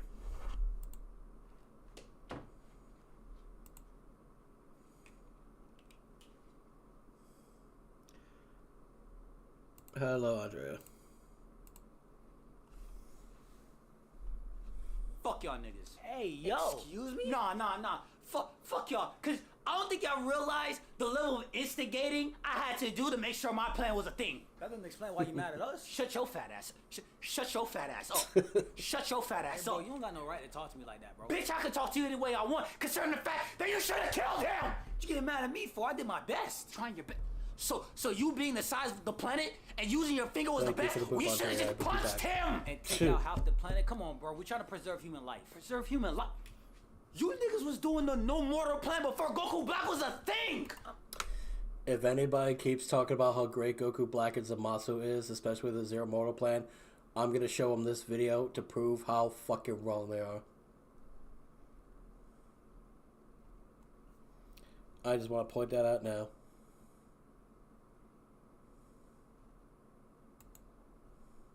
Preserve human life. You niggas was doing the no mortal plan before Goku Black was a thing. I'm sorry. What? Wasn't part of your plan to get rid of us? You right. It was a perfect plan. I wanted you niggas dead. But you know what I didn't account for? The amount of trauma and bullshit he went through. Like what? What do we do? What am I? I'm sorry for pausing a lot, but just that question alone, just like, what did we do? It's just, oh, I could give a list.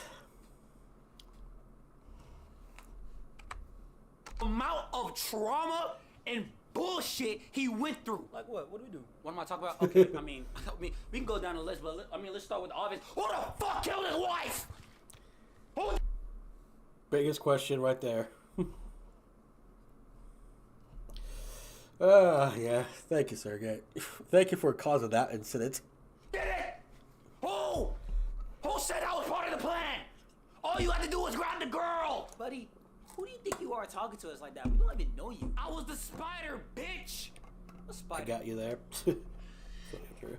Yeah. Oh, talk about who I'm talking to. Didn't you call that Hellstorm and that one village like a fucking idiot, bro? My God. Look, I admit killing his wife is OD. I don't know who did that, but other than that, the plan was simple. The planet was running out of mantra. Mm-hmm. His daughter had an unlimited supply. Mm-hmm. He didn't approve. Mm-hmm. He had to get rid of him. I mean, it's crazy because I'm not even mad at you. That's typical village shit. It's just the rest of you, like, think. The problem is, he's not wrong. That is very typical villain-like shit. Mistake number 1, killing Durga. And mistake number 2, kidnapping the daughter of the most angriest motherfucker in the game. The father of the kid that you're kidnapping is the angriest one of the group. Thank you. Like, was it not a problem that every time he broke his arms, you get 6 more? Was it not a red flag that 12,000 years later, he's still asking for the fade? Okay, and he had like 20 transformations doing all of this. Look, we know what we signed up for, alright? Besides, we believe this was the only way to achieve everlasting peace. Your sacrifice means nothing. You had multiple opportunities to help out Ashura or at least try to make things right, but you decided to dick ride him. And honestly, in my opinion, I feel like you're the worst one out of all of them because you're a coward. You're a coward with a stupid mask, and I want you to take that off. Thing is, like I say about Yasha, he's not partially wrong. But Yasha did make up for his little mistake around Season 3. He did make up for his shit. He was a bit of a dick rider. He was a cool bro. He could have been great. But if he didn't just follow through with his shit and thought to himself much sooner that he could have helped out Asura, yeah. He could have helped him out in the beginning too. Villains make the dumbest mistakes. Oh, you have no idea. Like, honestly, Melody, if you see the crazy bullshit that happens in this game that most of these villains do, you could relate to the main character of this shit, or it will drive you insane. Literally drive you mad.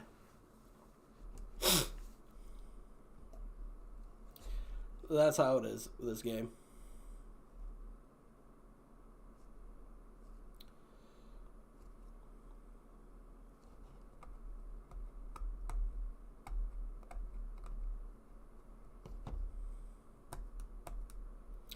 Olga made one massive mistake. I will fucking show that clip if I have to. I will fucking show that clip. Don't fucking tempt me on that one. I will legit show that clip if I gotta, just to prove a point. To prove you right on that one. Well, in conclusion, you all got what y'all deserve, and I will forever hate y'all for niggas. Except for him. He's cool. Yes, sir, to August. He's the best one.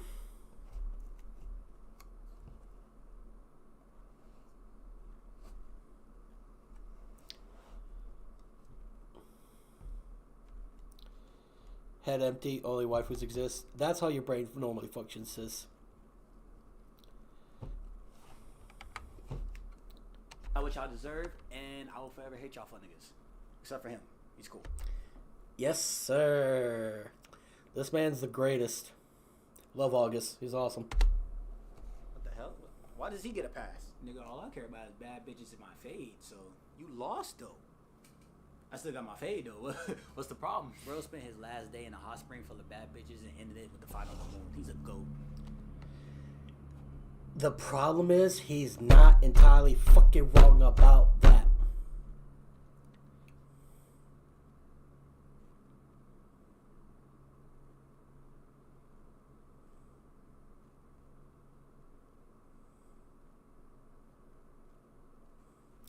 Literally, August's story.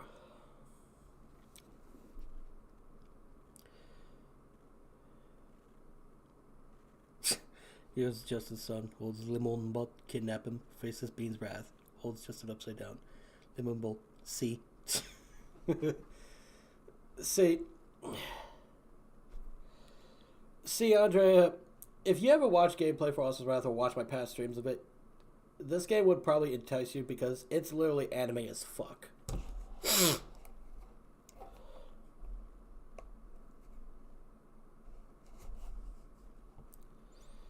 Like,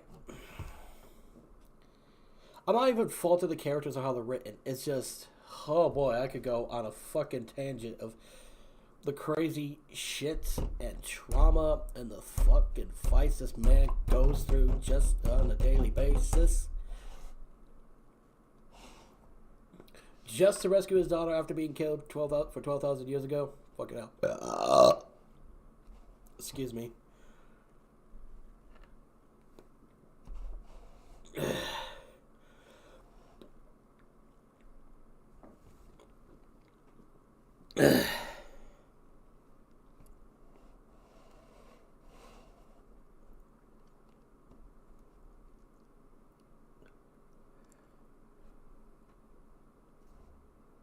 But yeah.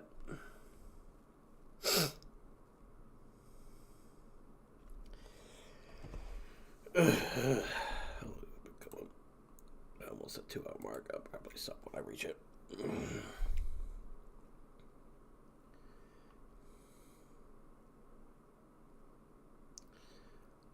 Literally, they gave this man so much trauma.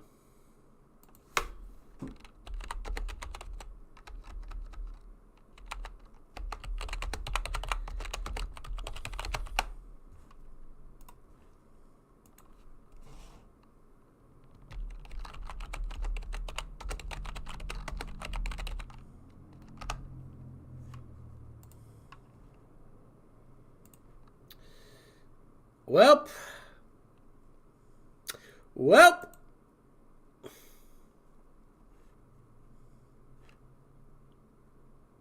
Sorry, I was reading my DMs on Discord. Welp. I'm feeling better. I'm kidding.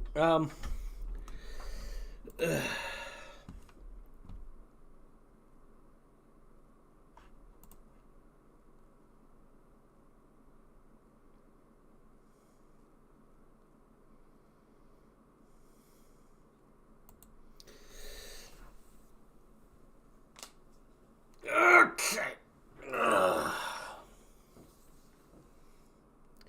Wait, Lamont Bolt's a woman? God damn it, Andrea.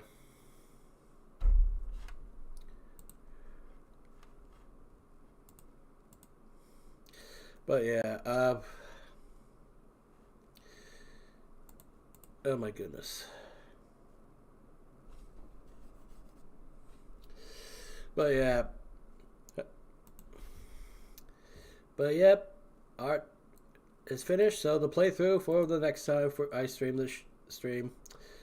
You know what? Let me pull it up real quick. Alright, audience. I'm going to end the stream, but here's what I'm going to do.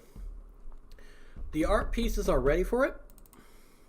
I'm going to be changing my PNG for it next time I do this. But I'm going to do something nice for y'all. I'm going to show you a preview if you haven't been paying attention to my one tweet or that one community post. So it might be streaming later or whenever my special co-host is ready for this.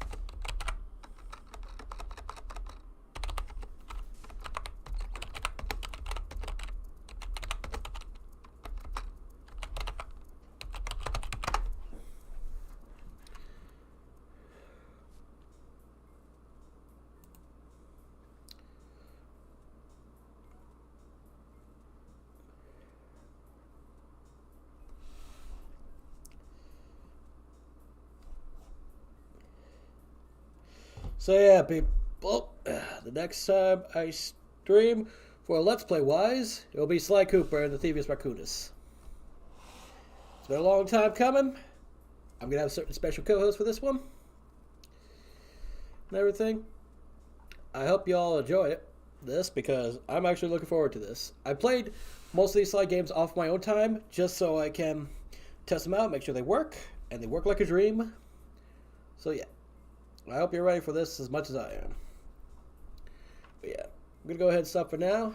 I'll probably stream again much later on, or probably when I'm feeling up for it, depending on my co-host, because this co-host kind of works differently at different times of the night. But you'll meet her.